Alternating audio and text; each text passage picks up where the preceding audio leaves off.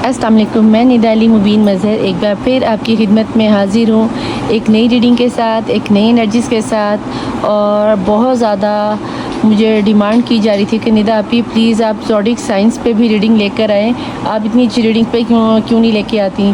तो असल में काम यहाँ पे इतना होता है कि यार मेरे पास इतना टाइम ही नहीं होता मैं वीडियो बनाऊँ, बड़ी मुश्किल से टाइम निकालती हूँ। तो मैंने सोचा कि मैं रोज़ की सिर्फ मुश्किल से एक ही वीडियो बना पाती हूँ, लेकिन अगर मैं यूँ 4 एलिमेंट की भी लूँ तो मुझे 4 वीडियोस बनानी पड़ती हैं और वो भी टाइम काफ़ी लंबा हो जाएगा। यहाँ पे अगर आज मैं आप लोगों की ऑल ज़ोडिक साइंस वीडियो बनाने लगी हूँ, आज की जो रीडिंग है वो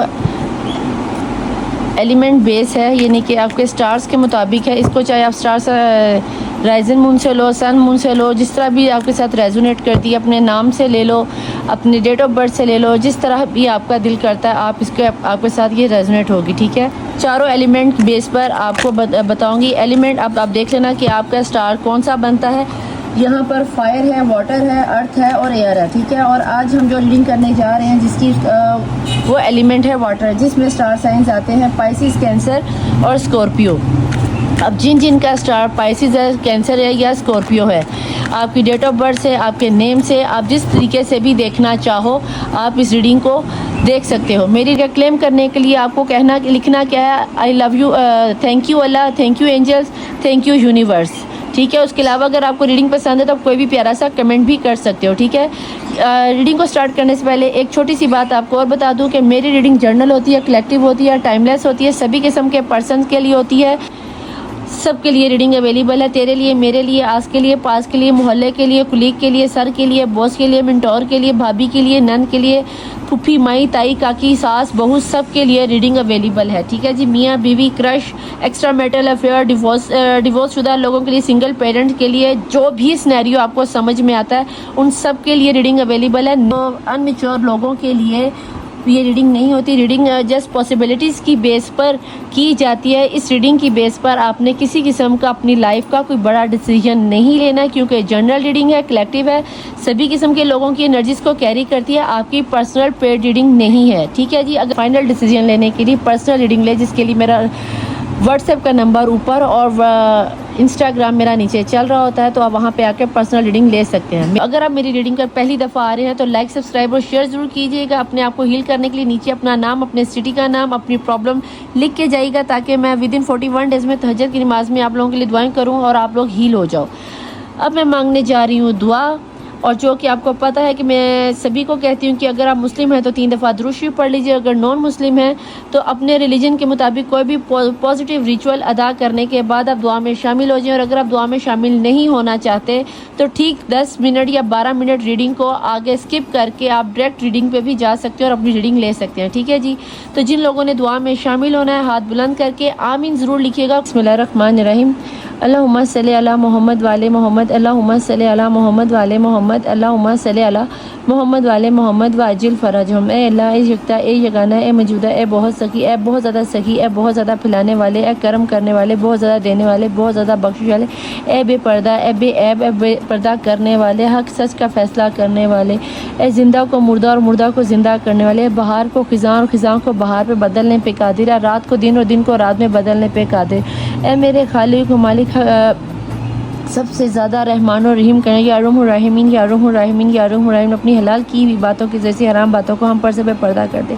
अगर कामयाबी चाहते हो जान लो कामयाबी आ चुकी है, बेशक हमने आपको खुली हुई कामयाबी अता की है। मेरे खाली में जिस तरह से तूने अपने कलाम कुरान पाक की हिफाजत में, इस तरह हमारी हिफाजत फरमा दे। जिस तरह तूने अपने रसूलों की मदद फरमाई, इस तरह हमारी मदद फरमा दे। जिस तरह तूने मेरे बाप हज़रत आदम अलैहिस्सलाम की ख़ता को माफ़ फरमा के दुनिया में अम्मा हवा से मिला दिया, 1,24,000 पैगम्बरों का बाप बना दिया। मेरे खालिक में तेरी नेमतों में सबसे बड़ी नेमत यह कि तूने मुझे अपनी तमाम तर मखलूक़ात में ना सिर्फ अशरफ़ुल मखलूक़ात बनाया, बल्कि तूने मुझे हज़रत आदम अलैहिस्सलाम की औलाद में बेटियों में शुमार फरमा दिया। मेरे खालिक में तेरी नेमतों में सबसे बड़ी नेमत ये भी है कि तूने मुझे अपने प्यारे महबूब मोहम्मद मुस्तफ़ा सल्लल्लाहु अलैहि वसल्लम और उनकी आल के मानने वालों में शामिल फरमाया, उनके चाहने वालों में शामिल फरमाया, उनकी पैरवी करने वालों में शामिल, उन पर जान कुर्बान करने वालों में वफ़ादारों में शामिल फरमाया। मुझे उनके मोहम्मद मुस्तफ़ा सल्लल्लाहु अलैहि वसल्लम का उम्मती बनाया। मेरे खालिक व मालिक, तेरी नेमतों में सबसे बड़ी नेमत ये भी है कि तूने मुझे ना से अपनी वहदानियत मोहम्मद मुस्तफ़ा सल्लल्लाहु अलैहि वसल्लम की रिसाला बल्कि मौला अली अलैहिस्सलाम की वलायत से भी सरशाद किया, मुझे मौला अली के चाहने वालों में ग़ुलामों में शामिल फरमाया। तेरी नेमतों में सबसे बड़ी नेमत ये भी है कि तूने 1400 साल के बाद ना से मुझे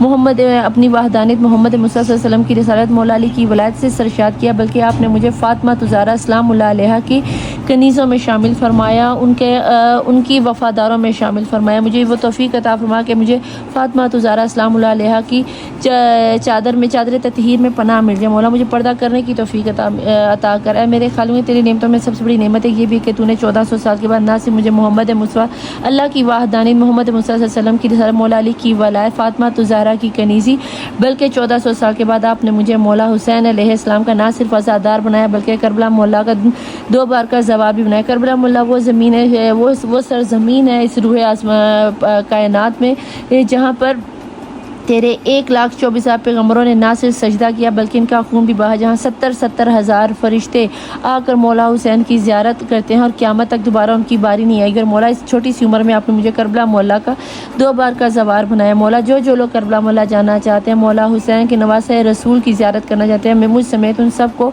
करबला मौला की ज़ियारत और शफ़ नसीब फरमा। मुझे मौला हुसैन और करबला की मार्फत नसीब फरमा। मुझे अरबाइन और अशूरा करने की बार बार तौफ़ीक़ अता फरमा। मुझे मेरे शौहर और औलाद के साथ करबला मौला की तौफ़ीक़ अता। जिसके दिल में करबला मौला जाने की हसरत है, सामरा और शाम जाने की हसरत है, हज उम्रा ज़ियारत करने की हसरत या अपने मजहबी अकायद को अदा करने की हसरत, मौला उन सब की दुआओं को कबूलियत की मोहर लगा दे। मेरे मौला हमें हमारे वक्त के इमाम साहिब उल असर ज़मान के लश्कर में शामिल फरमा दिया। मेरे खालिक को हर बे औलाद को साहिब औलाद कर दिया। मेरे खालिक को जिन्हें बेटों की ख्वाहिशों ने अली असगर के गुलाम अता फरमा दे, जिन्हें बेटी की ख्वाहिशों ने बालिस कीना की कनीज़ें अता फरमा दिया। मेरे खालिक वाले जो बच्चे तलीमी मैदान में इम्तिहानात दे रहे हैं या किसी रिजल्ट के आने का इंतजार कर रहे हैं या इमिग्रेशन के सिलसिले में इंटरव्यू दे चुके हैं, मौला उन सबको कामयाबी कामरानी अता फरमा दे। हर बेरोज़गार को रोज़गार अता फरमा दे। मौला हसन के दस्तरखान से रिज़्क़ की कुशादा अता फरमा दे। मेरे खालिक को हर कलाल की रोज़ी कमाने की तौफ़ीक़ अता फरमा दे। मेरे खालिक को मालिक तुझे वास्ता है अपने प्यारे महबूब मोहम्मद मुस्तफ़ा सल्लल्लाहु अलैहि वसल्लम का, उनकी प्यारी पहले दीदार का, पहले आंसू का, पहली मुस्कुराहट का हमारी दुआओं पे कबूलियत की मोहर लगा दिया। मेरे ख्याल में जिन बच्चे बच्चियों के नसीब नहीं खुले, मौला उनको फातिमा बीबी सुगरा के अरमानों के सदक़े में, अकबर के सेरों के सदक़े में उनके नसीब खोल दे। जो लव मैरिज करना चाहते हैं हज़रत यूसुफ़ अलैहिस्सलाम और ज़ुलेखा के निकाह के सदक़े में उनकी अक़द करवा दे। जो लोग शादियों में डिले, जिनकी शादियों में डिले हो गया, मौला हज़रत यूसुफ़ या रसूलुल्लाह सल्लल्लाहु अलैहि वसल्लम और बीबी खदीजा सलामुल्लाह अलैहा के अक़द के सदक़े में उनके जल्द से जल्द अक़द करा दे। मेरे खालिक मालिक जो वालिदैन अपने बच्चों की नाफरमानी में से, बदतमीज़ियों की वजह से, बदकारियों की वजह से परेशान है, मौला उन बच्चों को फरमा बरदार बना दे, माँ बाप के फरमा बरदार बना दे। मौला मेरे ख्याल में माँ बाप की परेशानियों को दूर फरमा दे। जिन वालिदैन के बच्चे परदेशों में, मौला उन परदेशियों की खैरोफियत से वापसी उनके घर वालों के साथ करवा दे। जो लोग परदेश में जाके कमाना चाहते हैं या किसी जॉब के सिलसिले में गए या इमिग्रेशन के सिलसिले में या स्टडी के सिलसिले में गए, उनके लिए आसानियाँ पैदा कर दे। हर बेजुर्म असीर को रिहाई की खबर सुना दे। असीरान शाम के सदक़े में रिहाई की खबर सुना दे। जो लोग बीमार हैं, असीरान शाम मौला सज्जाद अलैहिस्सलाम बीमार करबला सज्जाद के सदक़े में उनको सेहत और तंदुरुस्ती अता फरमा। जिस किसी ने मेरे ज़िम्मे दुआ लगाई है और जिन्हें मैं जानती हूँ, जिन्हें मैं नहीं जानती, उन सबको सेहत और तंदुरुस्ती अता फरमा दिया। मेरे खालिक मालिक जिन लोगों के जो लोग किराए के घरों में रहते हैं, मौला उनको असीरान शाम की कैद के सदक़े में अपने घरों की मलकियत अता फरमा दिया। मेरे खालिक मालिक जो लोग कि किसी का हक मारे बैठे, मौला उनका हक वापस देने की तौफ़ीक़ अता फरमा दिया। मेरे खालिक मौला जिस तरह तूने हज़रत यूसुफ़ अलैहिस्सलाम को अंधेरे कुएं से निकाल कर मिस्र की शहंशाह बादशाह हुक्मरानी अता फरमा दी, इस तरह मौला हमें भी अंधेरी दलदलों से निकाल कर, दौरे दज्जाल की वसवसों से निकाल कर, नाकामियों से निकाल कर कामयाबी और कामरानी की मंजिलों पर फायज़ फरमा दिया। मेरे खालिक में रूहानी मार्फत अता फरमा, हमारे कल को नूर मुनव्वर और रोशन फरमा दिया। मेरे खालिक मालिक जिसके दिल में इस वक्त जो भी इजाज़त जाता है, उन सब की दुआओं को कबूलियत की मोहर लगे। जो वालिदैन अपने बच्चों से दूर हैं, उनको उनके बच्चों से मिला दे। जो मियाँ बीवी एक दूसरे से किसी चालों की वजह से दूर है, मौला उनको दुनियावी चालों से, जादू सेब के असर से बचा कर उन्हें अपनी रहमत के फरिश्ते से अपने रहमत के पंखों में ले लिया। मेरे खालिक व मालिक जो बच्चियाँ बच्चे इस वक्त किसी के थ्रू हरासा हो रहे हैं या कोई गलती करके पछता रहे हैं, मौला उनको एक दफ़ा माफ़ी दे के उनको अपने रहम के पर्दों में ले रहे हैं। मेरे खालिक मालिक जो लोग किसी सफ़र में है, मौला बाखैरियत अपने मुल्कों में वापस आ जाए। मेरे खालिक हमारे मुल्क पाकिस्तान की हिफाजत फरमा दे, पाक फ़ौज की हिफाजत फरमा दे। मेरे खालिक मालिक मस्जिद अक्सा की हिफाजत फरमा दे, ठीक उसी तरह जैसे अपने खाना काबा की हिफाजत फरमाई बाबील को भेज कर है। मेरे खालिक मालिक इसी तरह मुल्क फ़लस्तीन के मुसलमानों की हिफाजत फरमा दे, ख़ास हिफाजत फरमा दे। आपको वास्ता देती हूँ फातिमा तो ज़ारा के शिकस्ता पहलू में तहज्जुद में मांगी जाने वाली दुआओं के सिले में गाज़ियाबाद के कटे हुए बाजुओं का वास्ता देती हूँ। हर बहन का भाई उसके सर पे सलामत रहे। मेरे खालिक मालिक हर बीवी का शोहर उसके सर पे सलामत रहे, हर बेटी का बाप उसके सर पे सलामत रहे। मेरे मौला जो बेटियां अपने बाप से दूर है, शाम रहने वाली बाली सकीना के सदके में जो अपने बाप से करबला में बिछड़ी तो ज़रूर लेकिन क़यामत तक कभी उनसे मिल ना पाएगी, बाली सकीना की तन्हाइयों के सदके में, जिंदान में बेकफन सकीना की परेशानियों के सदके में मौला हर बच्ची को अपने माँ बाप से मिला दे। मेरे खालिक मालिक हर बच्ची को उसके बाप का प्यार और शफकत नसीब है। मेरे खालिक मैंने जो मांगा वो भी अता कर, मैं जो नहीं मांग सकी वो भी अता कर। मेरे मौला हसन हर बेरोज़गार को बेहतरीन रोज़गार अता फरमा दे। जो लोग कारोबार करना चाहते हैं उनके बिज़नेस में आसानियाँ पैदा कर दे, वुसअत पैदा कर दे, और जो लोग जॉब करना चाहते हैं उनके लिए जो है नौकरियों की आसानियाँ पैदा कर दे। मेरे खालिक ने मौला हसन के दस्तरखान से हक हलाल का रिज़्क़ कमाने की तौफीक देना। हम पर भी जिस तरह हज़रत मूसा अलैहिस्सलाम की उम्मत में मनो सलवा उतरा, मौला हम पर भी अपने हक हलाल के मनो सलवा के दरवाजे खोल दे। जिस तरह तूने मूसा की उम्मत पर 12 दरवाजे खोले, हम पर हर मुश्किल और परेशानी, नाकामियों, वसों की, दौरे दज्जाल की सख्तियों के दरवाजे बंद करवा के अपने 12 इमाम 14 मासूमीन के तवस्सुल से अपनी रहमतों के दरवाजे हम पे खोल दिया। मेरे खालिक मालिक मेरे वक्त के इमाम साहिब रसूल ज़मान का ज़हूर जल्द से जल्द। फातिमा मैं गवाही देती हूँ फातिमा तो ज़ारा सलामुल्लाह अलैहा सच्ची थी, सच्ची हैं और सच्ची रहेंगी। जब तक मैं जिंदा हूँ इस शहादत पे थे, इस शहादत पे हूँ, इसी शहादत पर मैं दुनिया से जाऊँगी। मैं अपनी शहादत को वक्त के इमाम साहिब रसूल ज़मान के हवाले करती हूँ। जब मैं मरूँ तो मेरे सूरत यासीन, दुआ शुरा, दुआ नाहिया मेरे मुंह पे रवा हो जाए। मेरे खालिक कलमा शहादत मेरे मुंह पे रवा हो जाए। मुझे मेरे वक्त के इमाम का दीदार नसीब हो, मुझे मेरे मोहम्मद मुस्तफ़ा सल्लल्लाहु अलैहि वसल्लम का दीदार नसीब हो, मुझे मेरी फातिमा तो ज़ारा सलामुल्लाह अलैहा बीबी का दीदार नसीब हो। मैंने जो मांगा वो भी अता कर, जो नहीं मांगा वो भी अता कर। जो हमारे हक में बेहतर है मेरे खालिक मालिक वो भी अता कर, और जो हम नहीं मांग सके, जो हमारे हक में बेहतर है उसे बेहतर तर करके हमें अता फरमा दे। कि बेशक तू कादिर मुतलिक है, तू 6 दिन के अंदर गए कायनात को खल्क कर सकते हैं। तो मौला इस छोटी सी कायनात के छोटे से बर आज़म में रह के, छोटे से मुल्क के छोटे से शहर के छोटे से मोहल्ले के छोटे से कमरे में रह के मैं तेरे आगे हाथ फैलाए छोटी सी ज़िंदगी मांगती हूँ। हमारी ज़िंदगियों में छोटे से सिनेरियो में मौला हमारी ज़िंदगी खुशियों से भर दे। तेरे लिए तो कोई मुश्किल काम ही नहीं है। मौला अली अलैहिस्सलाम का फरमान है कि अल्लाह से अपनी औकात के नहीं, अपनी औकात देकर नहीं, खुदा की शान दे के मांगो। मौला मैं तुझे तेरे 12 इमाम 14 मासूमीन का वास्ता देकर, तवस्सुल देकर तुझसे हाजत तलब करती है। तुझे वास्ता देती हूँ उन 12 इमाम 14 मासूमीन का, मोहम्मद आले मोहम्मद के आखिरी सजदों का, जिस सजदे पे तेरा दीन कायम हुआ, जिन सजदों पर तेरा इस्लाम चल रहा है, जिस सजदे पे क़यामत वाले दिन हमारा हिसाब होना, उन सजदों का वास्ता है। तो मेरी किसी भी दुआ को रद्द न करना, मुझे रूहानी मार्फत और मेरे ज़ाहिर और बातिन को नूर व मुनव्वर रोशन फरमा दे। मेरे किरदार को इस कदर बुलंद कर दे कि मेरे खालिक मालिक जब लोग मुझे मेरे नाम से नहीं मेरे किरदार से जान करके कि ऐसी होती हैं मोहम्मद की कनीज़ें, ऐसी होती हैं फातिमा तो ज़ारा सलामुल्लाह अलैहा की कनीज़ें। क़यामत के रोज़ जब मेरे सर पर मोहम्मद मुस्तफ़ा सल्लल्लाहु अलैहि वसल्लम की सरदारी का ताज रखा जाए तो मेरे ये कमज़ोर कंधे से उठाने के काबिल है। मेरे खालिक मालिक मुझे तुझसे डर नहीं लगता, मुझे तेरी नाराज़गी से डर लगता है, मुझे कब्र से डर नहीं लगता, मुझे कब्र के अंधेरों से डर लगता है। मेरे खालिक मालिक मुझे बरज़ख से डर नहीं लगता, मुझे बरज़ख की सख्तियों से डर लगता है। मेरे खालिक मालिक मुझे रोज़े महशर से हरगिज़ हरगिज़ हरगिज़ डर नहीं लगता। हाँ मगर मुझे रोज़े महशर में 1,24,000 पैगम्बरों और उनकी उम्मतों के सामने रुस्वा होने से डर लगता है। मेरे खालिक व मालिक जिस तरह तूने दुनिया में मुझे मेरे ऐबों पे छुपा कर दुनिया में इज़्ज़त और मकाम अता फरमाया, तुझे मोहम्मद की मुस्कुराहट का वास्ता, तुझे मोहम्मद की तहज्जुद में मांगी जाने आंसुओं के साथ मांगी जाने वाली दुआओं का वास्ता, तो मुझे रोज़े महशर हम सब को रुस्वा होने से बचा लेना है। मेरे खालिक व मालिक तुझे वास्ता देती हूँ फातिमा तो ज़ारा के शिकस्ता पहलू का, मुझे फातिमा तो ज़ारा की कनीज़ी अता फरमाना। और जब क़यामत के दिन मैं तुझसे तेरी रहमत तलब करूँ तो मेरे खालिक मालिक मैं तुझी को तेरा गवाह करके कहती हूँ कि मैंने अपने हर जिंदा मुर्दा दोस्त दुश्मन को सच्चे दिल से माफ़ किया। और जिल मालिक मैंने जो मांगा वो भी अता करो, जो नहीं मांग सकी वो भी अता। जिसके दिल में जो जायज़ हाजत है मौला, जो परेशानी है, तू दिलों के भेद बहुत बेहतर जानता है। मैंने सारे अरीज़े जिन लोगों ने मुझे अपने अरीज़े दी, मैंने वो सारे के सारे अरीज़े मौला ना सिर्फ इस दुआ में बल्कि तहज्जुद की नमाज में भी तेरे सामने रखे। तू शाहिद है इस चीज़ का। तो उनके दिलों की जो भी दुआएं हैं, हाजतें हैं मौला, मेरे से ज़्यादा सबसे ज़्यादा बेहतर तू जानता है। सबकी दुआ पे कबूलियत की मोहर लगा दे। और मेरे वक्त के इमाम साहिबुल रसूल इमाम मोहम्मद मुस्तफ़ा सल्लल्लाहु अलैहि वसल्लम के आखिरी बेटे इमाम मेहदी अलैहिस्सलाम का ज़हूर जल्द से जल्द फरमा, उनके ज़हूर की ताजील जल्द से जल्द फरमा। आमीन सुम्मा आमीन।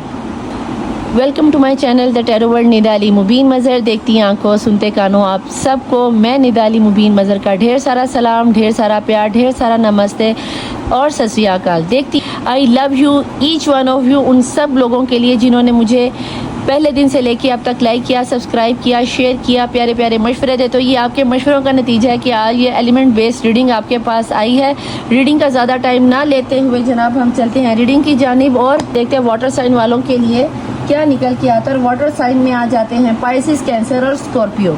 तो जिन का स्टार पाइसिस, कैंसर और स्कॉर्पियो है तो फटाफट अलर्ट हो जाओ। अगर पॉजिटिव नहीं हो तो अभी भी पॉजिटिव हो जाओ। दुआ में शामिल हुए तो आमीन ज़रूर लिखना और इसे अपने साइंस के मुताबिक ज़रूर आपने शेयर करना है। अगर आपका फीडबैक अच्छा आया तो देन ये रीडिंग दोबारा आएगी, अदर पे डिपेंड करता है कि आप क्या चाहते हो। प्लीज़ डिवाइन, प्लीज़ एंजल्स मुझे यहाँ बताएं मेरे देखने वाले व्यूअर्स की एनर्जीज़ में आपको क्या नज़र आता है। जिनका स्टार है जनाब पाइसिस, कैंसर और स्कॉर्पियो वाले, जो कि मुझे यहाँ पर बहुत ज़्यादा समझदार, बहुत ज़्यादा रूहानियत से भरे हुए, बहुत ज़्यादा शरारती, बहुत ज़्यादा शर्माते हुए, शाय किस्म के और रूहानियत में डूबे हुए नज़र आते हैं। कहीं ना कहीं ऐसा लगता है बहुत ज़्यादा स्पिरिचुअल हैं, बहुत ज़्यादा लोगों के साथ छुप कर रहने वाली इन लोगों की एनर्जी है।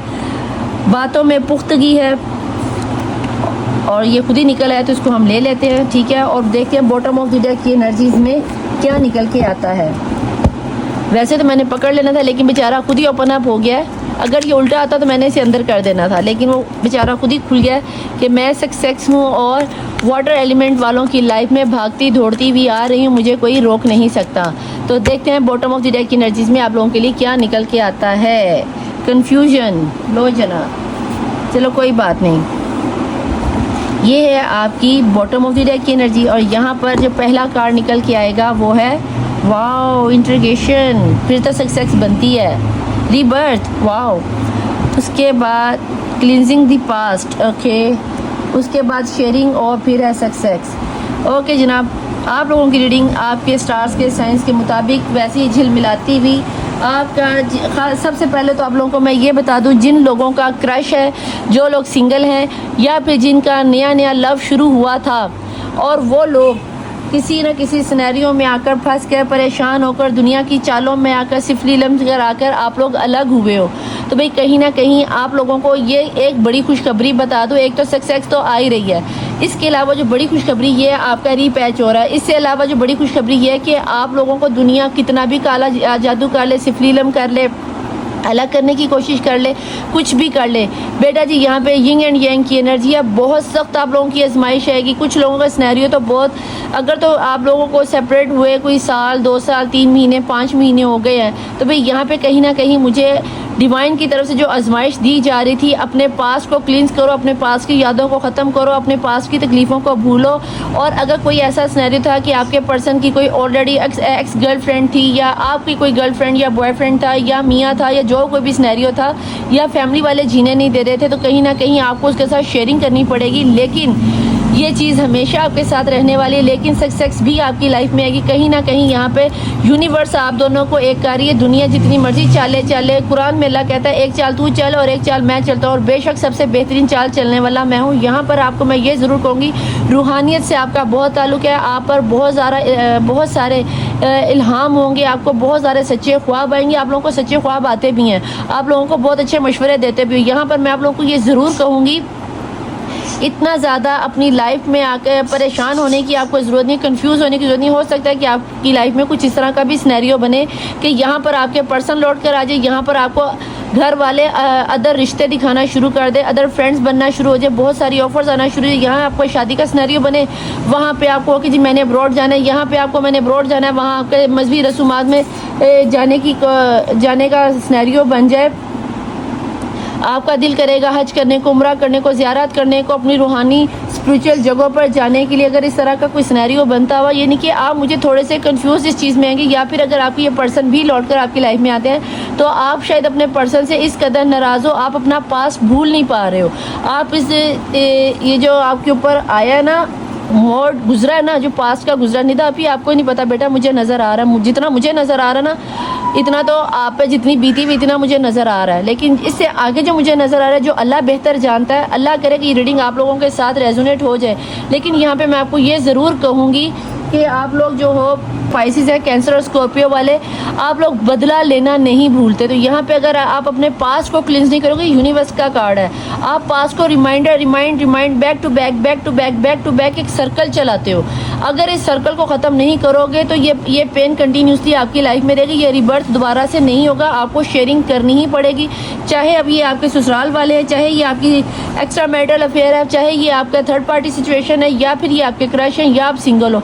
अब जिस भी पर्सन के साथ इंक्लूड होंगी या होंगे, या कोई बिजनेस जॉब में आप जा रहे हो, कोई बिजनेस ऑफर आ रही है, तो यहाँ पे आपको शेयरिंग लाजमी करनी पड़ेगी। यहाँ पर मैं आपको ये भी बताती चलूँ कि आप लोगों के लिए ये जो महीना सैटर्न का महीना, अगर इस महीने के अंदर अगस्त के महीने को हमसे आप पर मेहरबान हो रहा है तो इसको इग्नोर मत करना। ऐसा ना करना कि न्यू मून की एनर्जीज के साथ आप इस कंफ्यूजन, क्योंकि बॉटम ऑफ द डेक की एनर्जी कि आप कंफ्यूज ही रहोगे, सक्सेस को इग्नोर कर दोगे, अपने पर्सन को आते हुए को इग्नोर कर दोगे, आने वाली नई जॉब को इग्नोर कर दोगे।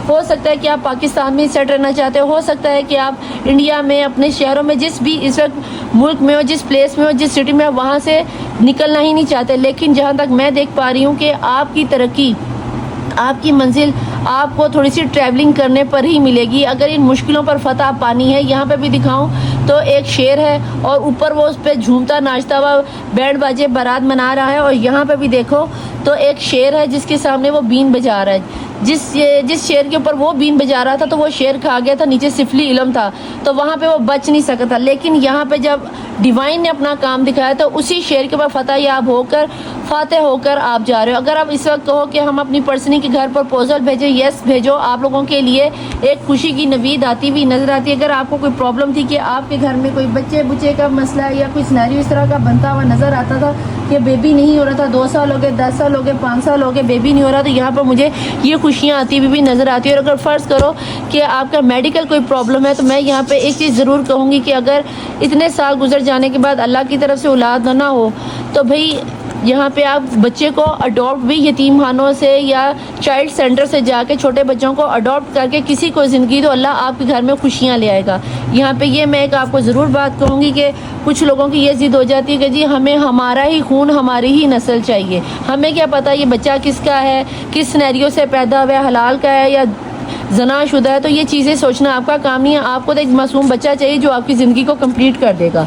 प्लीज़ डिवाइन मुझे यहाँ बताएं कि मेरे देखने वाले व्यूअर्स की एनर्जीज़ में क्या निकल के आता है, इनकी लव लाइफ में क्या आ रहा है।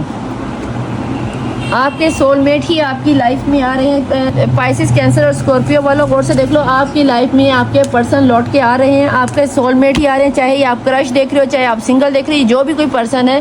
फर्स्ट ऑफ ऑल बता दूं कि आप इस बंदे को बहुत पुराना जानते हो, या ये आपके फैमिली फ्रेंड हो सकते हैं, या स्कूल मेट हो सकते हैं, कॉलेज मेट हो सकते हैं, या फिर आपके कोई 5 साल पुराना प्यार का, मोहब्बत का रिश्ता हो सकता है, या फिर ये डिवोर्स शुदा या डिवोर्स तक पहुंचने वाली अगर नौबत थी तो वो नौबत मुझे ख़त्म होती हुई नजर आती है। जो कोई भी है आपकी रूह का साथी है, आपका सोलमेट है। मुझे इस न्यू मून पर आपके पर्सन लौट कर आते हुए नजर आते हैं। मैच्योरिटी का कार्ड ये आया था जनाब, फायर एलिमेंट वालों के लिए भी, एरिस, लियो और सजिटेरिस वालों में भी आया था। तो अगर आया था, हो सकता है वो आपके पर्सन का स्टार हो, तो उन स्टार्स को भी जाके आप लोग देख लें। फायर एलिमेंट वालों को भी देख लें, उनकी रीडिंग भी शायद आप लोगों के साथ रेजोनेट हो जाए। बाज़ दफ़ा होता है कि रीडिंग आपके नाम के पहले अदद के साथ रेजोनेट हो जाती है, बाज़ दफ़ा होता है कि आपकी डेट ऑफ बर्थ से रेजोनेट। तो जिस तरह चाहे आप देखो, आपके साथ रीडिंग रेजोनेट होएगी। ठीक है जी।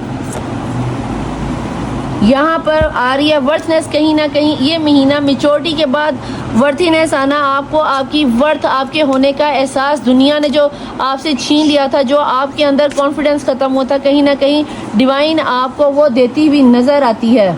आपको ना सिर्फ यहाँ पर मैच्योरिटी आएगी, आपको आपकी वर्थनेस महसूस होगी, आपको पता चलेगा कि दुनिया आप क्या थी, आपकी वर्थ क्या थी। ये सिर्फ ना सिर्फ आपको पता चलेगा बल्कि अब यूनिवर्स की तरफ से आपके पूरे ऑल अराउंड जितनी भी सिनेरियो दुनिया में, दोस्त हैं, फ्रेंड हैं, माँ बाप हैं, बहन भाई हैं, उन सबको आपकी वर्थ फील होगी। आपकी बातों में वो पुख्तगी आएगी, वो आप में वो शाइन आएगी। दुनिया कहेगी यार तुमने ऐसा किया क्या है। आपको हील करने के लिए ही आपके पर्सन आ रहे हैं। आप शायद हीलर हो सकते हो, प्रोफेसर हो सकते हो, टीचर हो सकते हो, वकील हो सकते हो, या फिर एज ए खुद टैरो रीडर देखने आए हो क्या हमारी लाइफ में न्यू मून पे क्या आने वाला है, या हमारे ज़ोडिक साइन में अपनी एनर्जीज़ को क्लियर करने आए हो, देखने हो कि निदा आपकी किस तरह की रीडिंग किस कार्ड को किस तरह प्रिडिक्ट करती है, तो हो सकता है कि आप लोग ये चीज़ देखने आए हो। ठीक है जी, यहाँ पर आ गया सेक्टर वुमेन, कहीं ना कहीं आप अपने आप में अंदर मेच्योरिटी के साथ बहुत ज़्यादा अवेयरनेस आती हुई नजर आती है। आपने अपनी लाइफ के आगे एक बाउंड्री क्रिएट कर लिया। बाउंड्री क्रिएट करो, मैं ये नहीं कह रही कि बिल्कुल ना करो, हाँ करो, लेकिन ये याद रखना कि कोई ऐसी बाउंड्री ना क्रिएट कर देना कि जो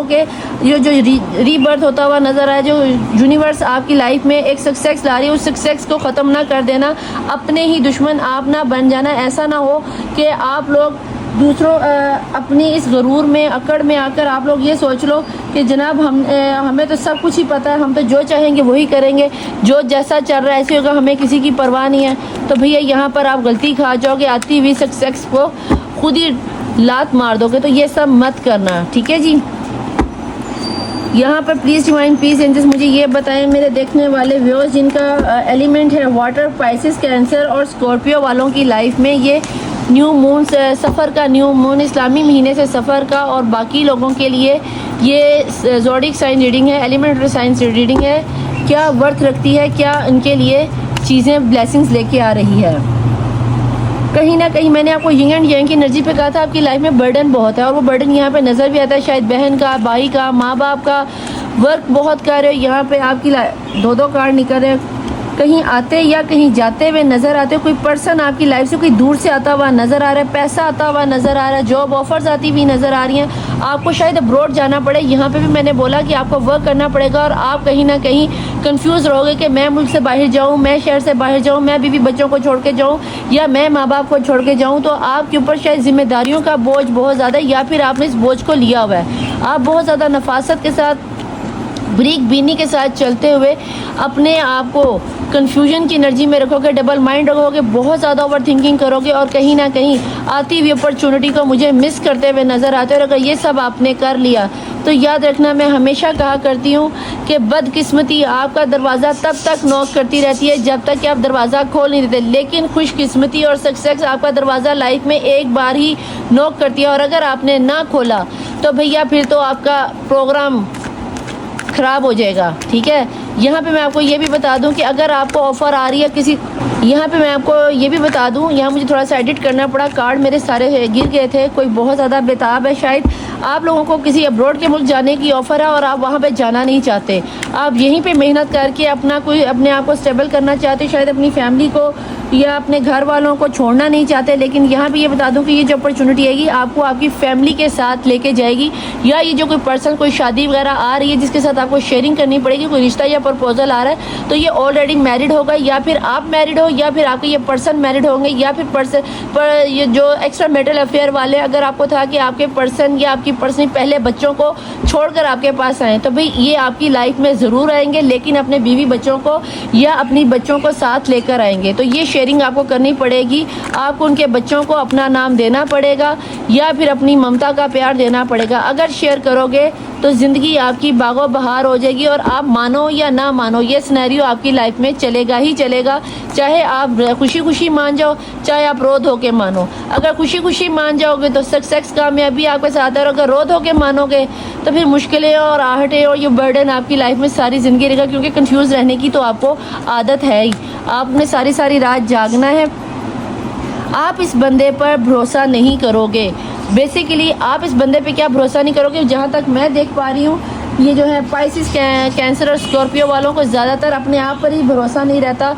आपको इतने दुख दर्द तकलीफ़ें मिल चुकी हैं कि यार ये ना हो कि मैं इस बंदे पे भरोसा कर भी लूँ।